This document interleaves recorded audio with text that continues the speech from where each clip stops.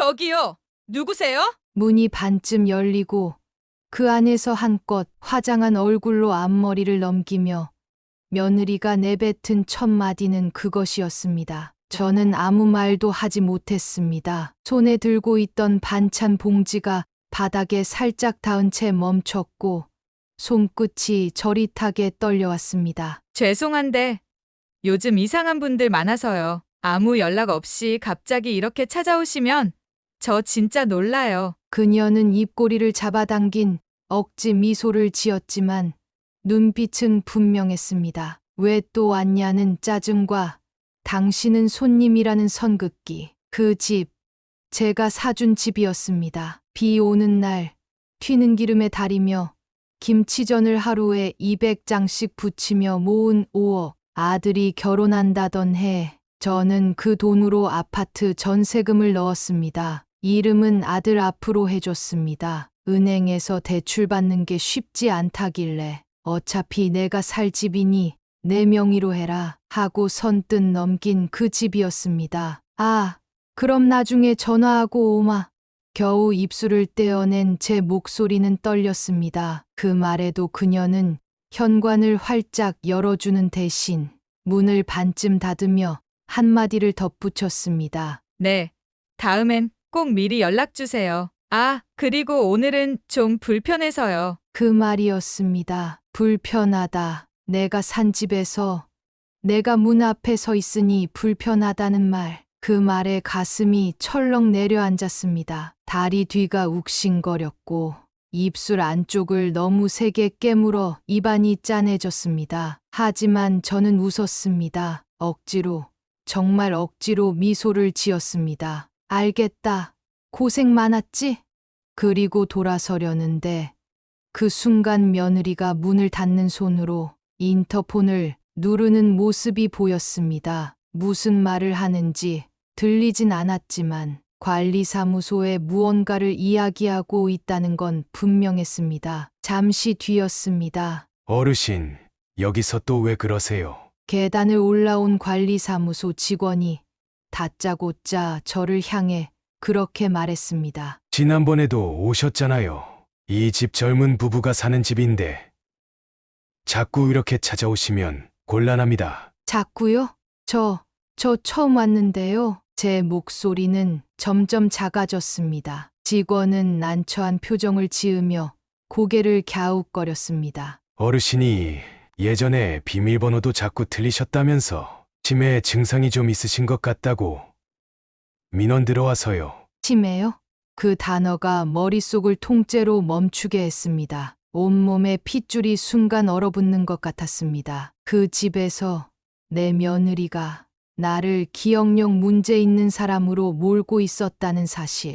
문득 복도 CCTV가 깜빡이는 게 보였습니다. 누군가의 눈이 카메라 너머에서 날 지켜보고 있는 것 같았습니다. 그날 저는 그 복도에서 3분도 채 서 있지 않았지만 평생 지워지지 않을 만큼의 굴욕을 받았습니다. 그리고 그때 깨달았습니다. 이건 단순한 오해도 일시적인 기분도 아니란 걸요. 이들은 계획적으로 치밀하게 저를 밀어내고 있었습니다. 먼저는 불편하다. 그 다음은 비밀번호 틀린다. 그 다음은 치매일지도 모르겠다. 그리고 곧 있으면 이 집에 오면 안 되는 사람입니다로 만들어버리겠죠. 하지만 그 사람들이 한 가지 몰랐던 게 있었습니다. 저는 그냥 시장에서 반찬 팔던 노인이 아니었습니다. 그 5억, 제 인생 전부였고 제 마지막 자존심이었습니다. 그리고 그걸 누가 어떻게 짓밟았는지 저는 지금부터 아주 천천히,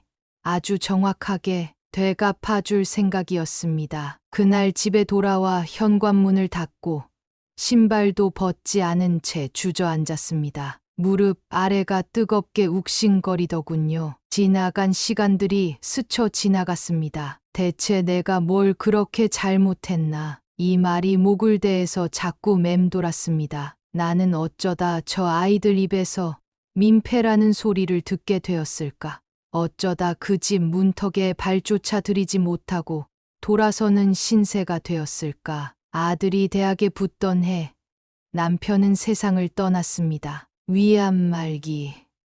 소식을 들었을 땐 너무도 갑작스러워. 병원 복도에서 아들 손을 꼭 잡고 그 자리에서 주저앉았던 기억이 생생합니다. 그날 장례식이 끝나고 집으로 돌아오는 택시 안에서 아들이 제 어깨에 기대어 조용히 울면서 말했죠. 엄마, 이제 어떻게, 우리 이제 어떻게 살아?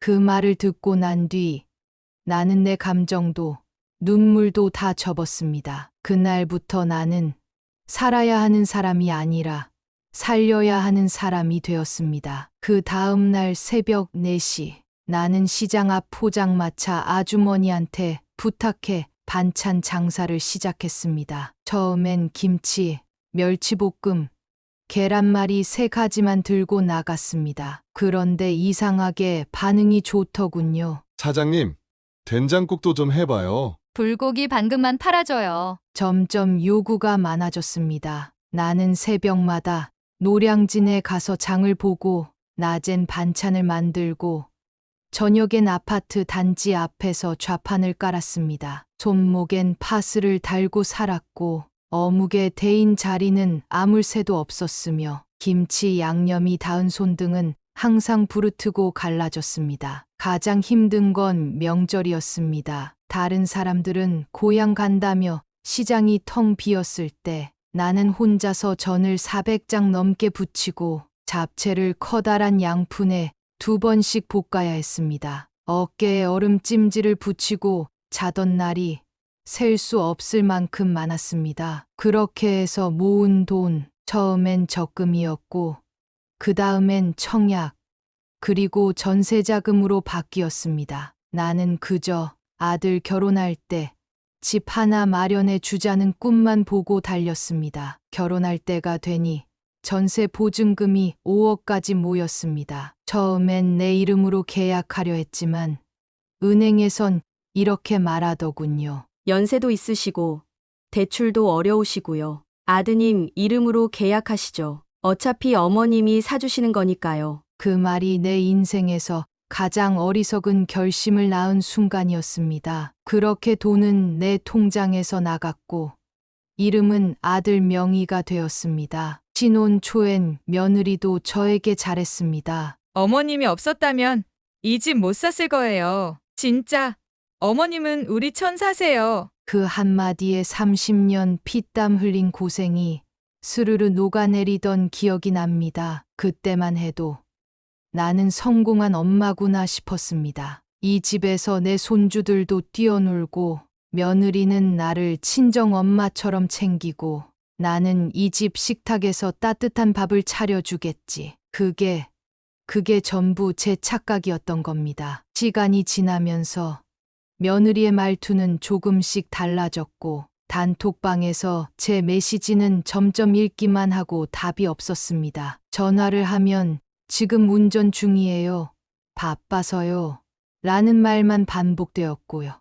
그럴 때마다 그래, 요즘 사람들은 바쁘니까 하고 넘겼습니다. 며느리도 일하니까 예민할 수 있지 하고 애써 이해했습니다. 그런데 어느 날 마트에서 장을 보고 나오다가 그 아파트 앞 벤치에서 며느리와 누군가 대화하는 걸 듣고 말았습니다. 요즘 시어머니들이 왜 이렇게 감이 없냐?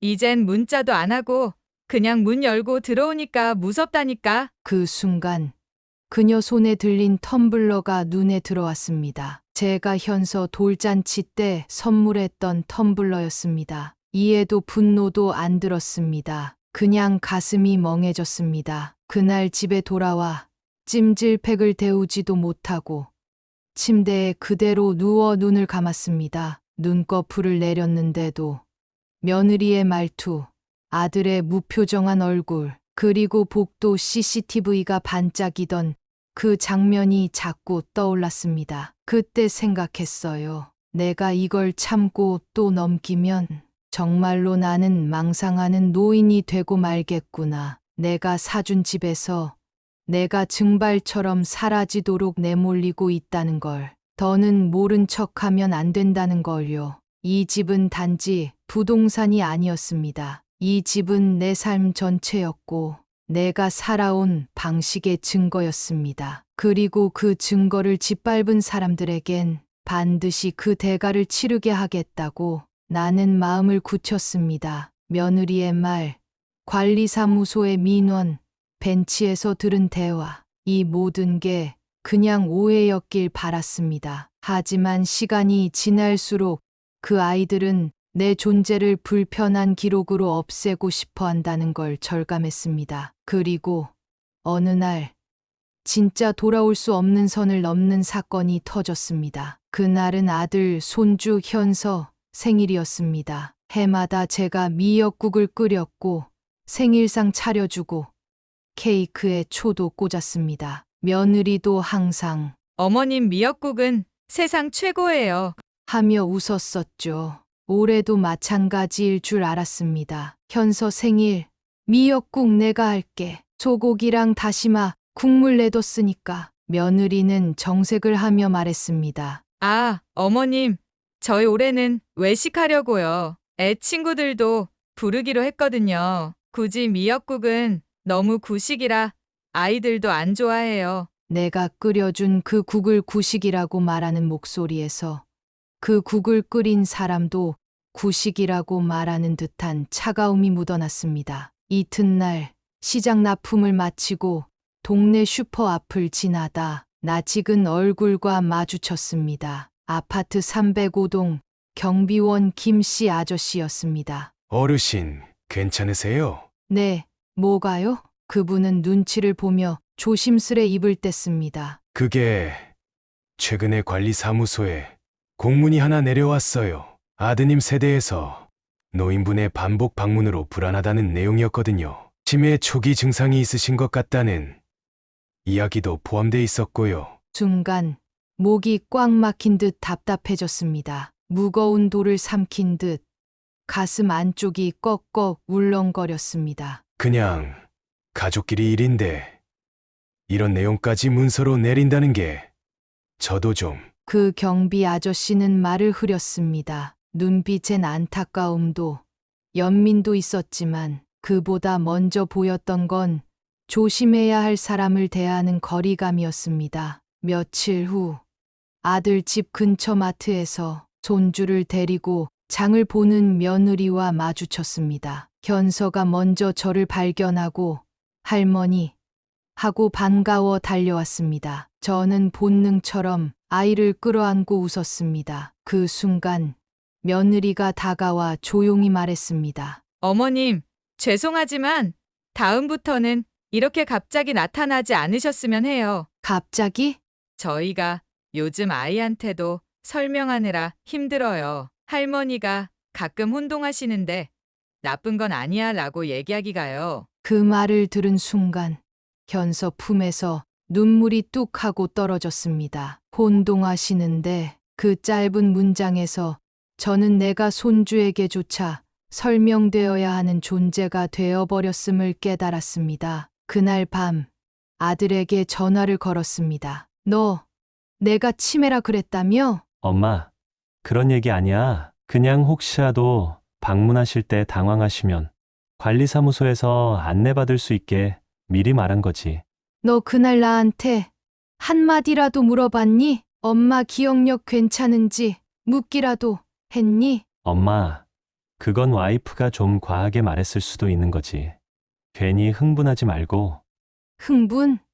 지금 내가 흥분해서 이런 말을 한다고 생각하는 거니? 그날 아들의 목소리는 유난히 낯설었습니다. 어릴 때 아빠가 돌아가시고 어깨를 움츠린 채 내 품에서 울던 그 아이는 이제 없었습니다. 이제 그는 자신의 가족을 위해 엄마를 지워야 하는 사람이 되어 있었습니다. 며칠 후 또 하나의 결정타가 날아왔습니다. 단골이었던 분식집 사장님이 반찬 가게에 오더니 조심스럽게 말했습니다. 사장님, 그 말 들으셨어요?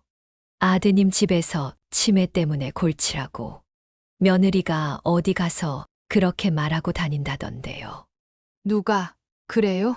같이 학부모 모임 다니는 엄마들 사이에선 다 알아요. 시어머니가 혼자 찾아와서 문 두드리고 위험하다고요. 어머님 얘긴 직접 안 꺼냈지만 다 눈치챘어요.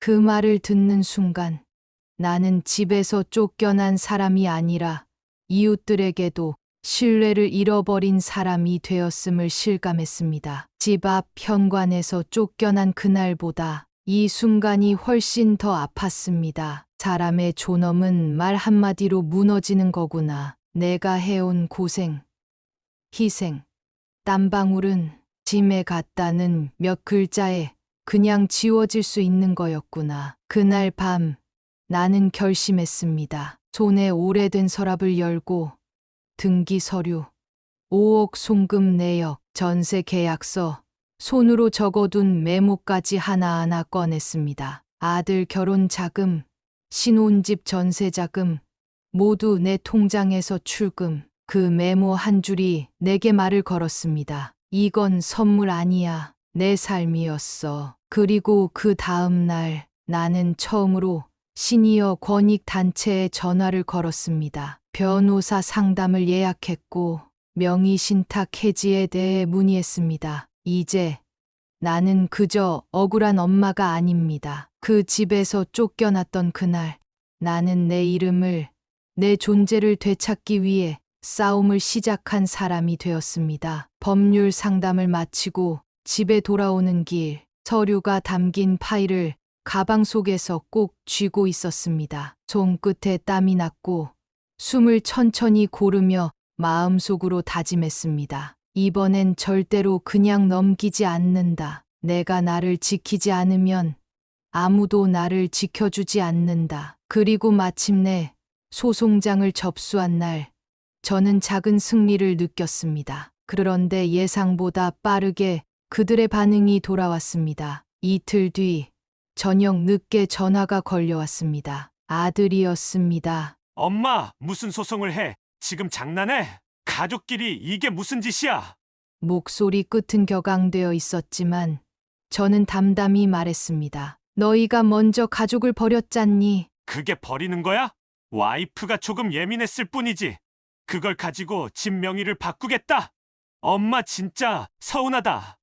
서운한 건 나야. 내가 준 집에서 내가 치매 소리 들은 그날부터 이미 서운함은 다 지났어. 전화를 끊은 뒤 한참을 울었습니다. 눈물은 서러움 때문이 아니라 아들의 마지막 남은 양심마저 사라졌다는 확인 때문이었습니다. 며칠 후 뉴스에서 본 적 있는 프로그램 제작팀에서 연락이 왔습니다. 김정숙님 살해.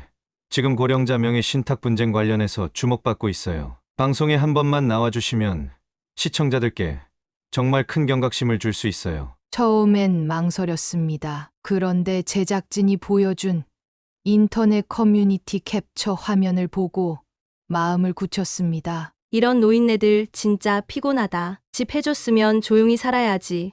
뭐 저리 지가 주인인 척이야. 요즘 늙은이들 특징, 주고 나서 생색, 그러면 명예 자기 이름으로 해놓던가. 그 댓글을 보며 이건 나 하나의 문제가 아니라 세상의 문제라는 걸 알았습니다. 나는 단지 한 명의 엄마, 할머니가 아니라 수많은 내려놓고 희생했던 부모 세대의 대표자라는 생각이 들었습니다. 방송은 반응이 엄청났습니다. 자식한테 준 집에서 치매 노인 취급당한 엄마의 분노라는 제목으로 방송이 나가자 댓글 창에는 내 얘기 같다.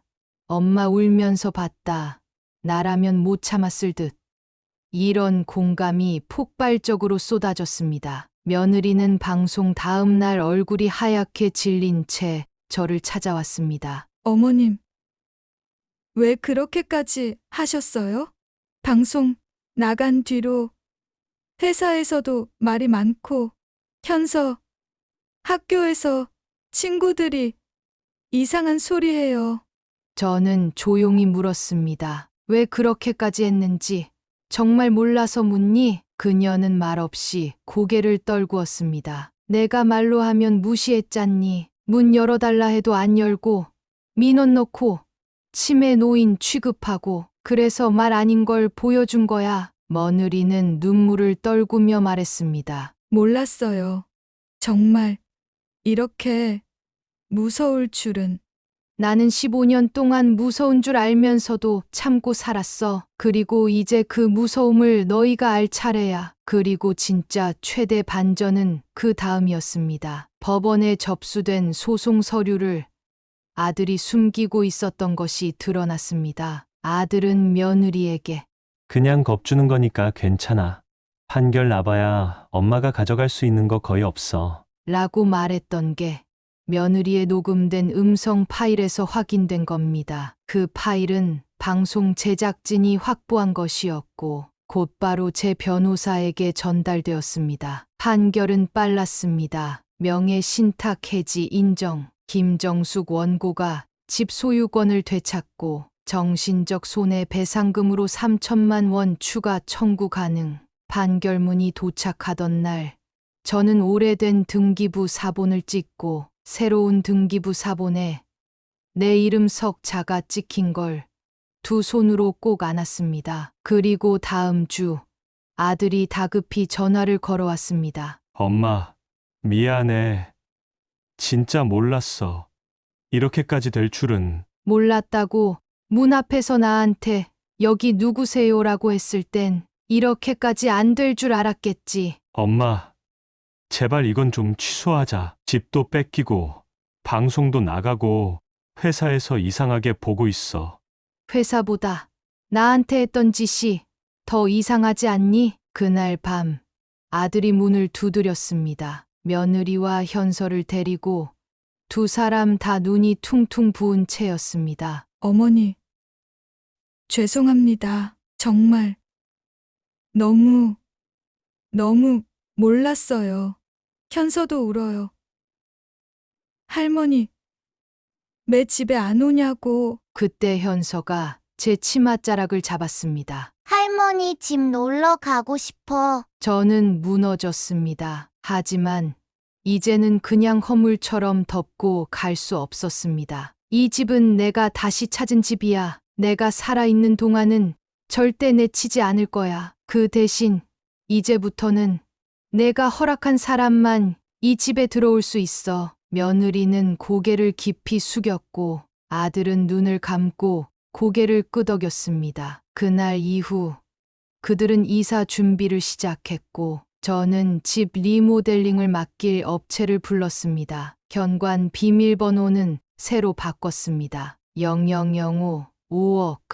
내 인생의 숫자. 이제 그 누구도 나를 밀어내지 못합니다. 그 누구도 내 이름을 지우지 못합니다. 집이 조용했습니다. 낡았던 장판은 새로 깔렸고 벽지엔 은은한 연한 연보라색 무늬가 조용히 번져 있었습니다. 오래된 커튼을 걷으니 거실 창으로 햇살이 또르르 흘러들었습니다. 따뜻했습니다. 지금처럼 혼자 있는 아침이 이토록 포근하게 느껴진 건 아마 처음이었습니다. 식탁 위엔 조그만 꽃병, 그리고 손주들 사진이 담긴 액자가 놓여 있었습니다. 그 사진 속 웃는 얼굴들을 보며 저는 작은 미소를 지었습니다. 이제야 비로소 나를 위한 공간에 내가 살고 있구나. 그날 이후 아들과 며느리는 한참 동안 모습을 드러내지 않았습니다. 문자 한 줄,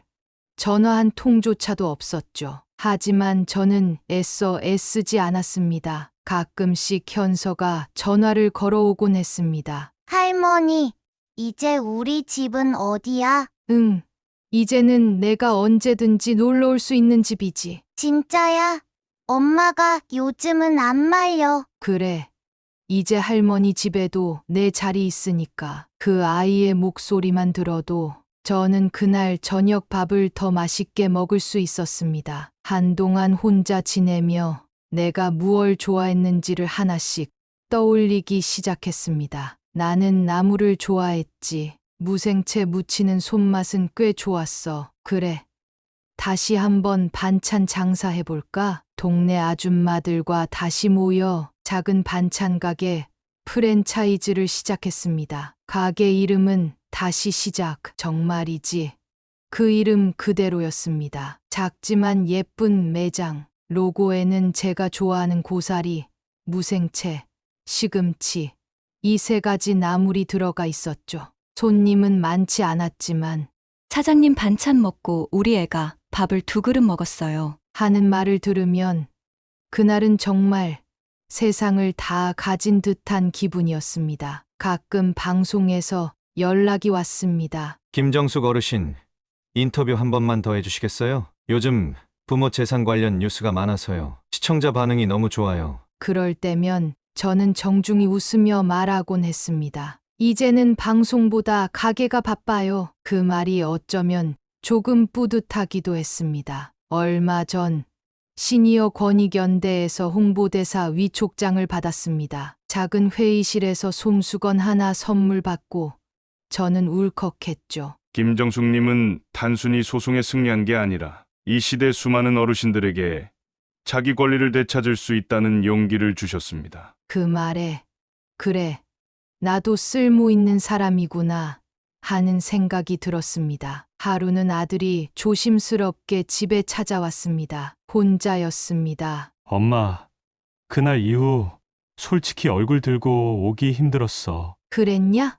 근데 나 요즘 밤마다 현서가 묻는 말이 계속 맴돌아. 할머니는 왜 그날 울었어? 그 말을 듣는 순간 가슴이 조금 찢어지는 듯했습니다. 아들은 고개를 들지 못하고 한참을 말없이 서 있었습니다. 엄마, 이제 와서 이렇게 말하는 게 너무 늦은 거 알지만 정말 미안해. 그 말 속에는 후회, 부끄러움, 그리고 진심이 섞여 있었습니다. 저는 조용히 말했다. 그래, 사람은 누구나 실수할 수 있어. 하지만 진짜 용기는 그걸 인정하고 고쳐나가는 거야. 이제 내가 가야 할 길을 잘 살아. 나는 내 길을 잘 살 테니까. 그렇게 아들은 다시 돌아섰고 저는 창가에 앉아 그 뒷모습을 오랫동안 바라봤습니다. 미련이 아닌 안녕을 담은 시선으로요. 지금 저는